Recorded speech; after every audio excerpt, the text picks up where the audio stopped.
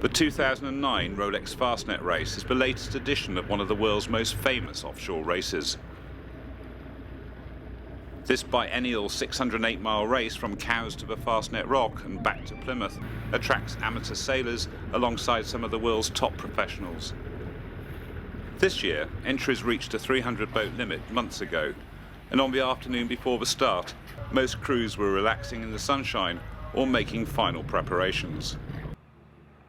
30 years ago, the race was marred by the tragic loss of 15 yachtsmen in horrendous conditions that ravaged the fleet.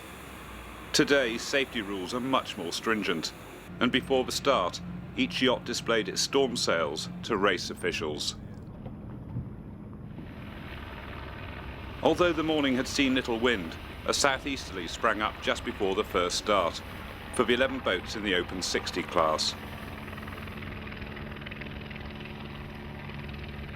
Artemis Ocean Racing, skippered by Sam Davies, was well placed at the start, as was the older Artemis the Profit Hunter, sailed by Simon Clay.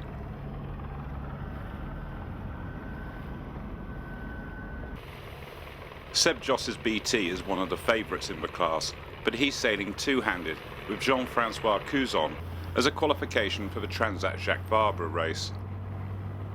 They'll find it tough to compete against the fully crewed boats, such as Aviva, where skipper Dee Kafari has ex-Pindar skipper Brian Thompson on board as navigator.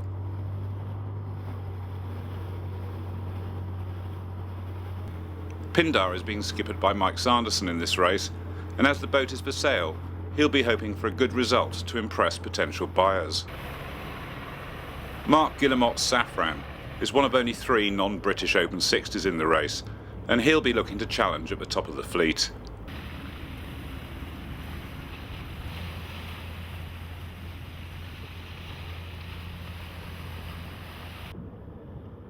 Next away was Class 3, with 58 entries. Among them were 10 of the Evergreen Sigma 38s, which are celebrating their 21st anniversary this year. Before the race, we asked Nigel Goodhue, the class chairman, about the class's connection to the Fastnet race.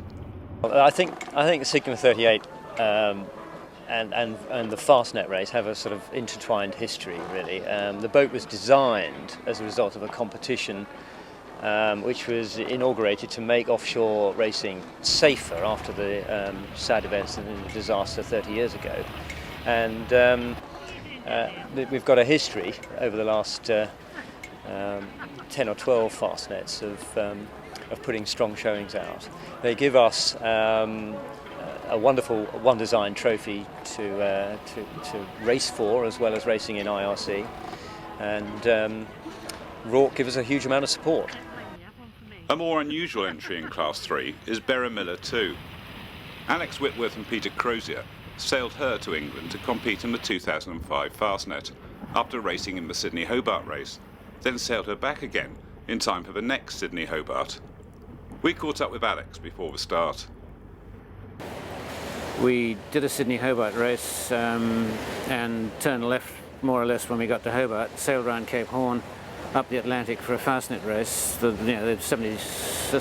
2005 Fastnet, and then sailed back to Australia. And on the way back, we had a message from the Royal Ocean Racing Club saying that they'd very generously awarded us the seamanship trophy. And we inherited it in effect from Dame Ellen MacArthur, and she'd got it from Pete Goss, so it doesn't get handed out very often, and we're really proud to be in that kind of company. It's quite cool, actually. The boat's a 33-foot Australian design called a Brolga. It looks a little bit like an SNS 34, or a Fat Contessa, but it's a better boat than either. We're technically the 3rd slowest boat on handicap in the race, so yeah, there's 2 Contessas that are slower than us.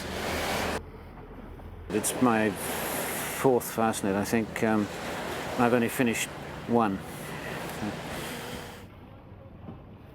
IRC2 was the largest class with 80 boats.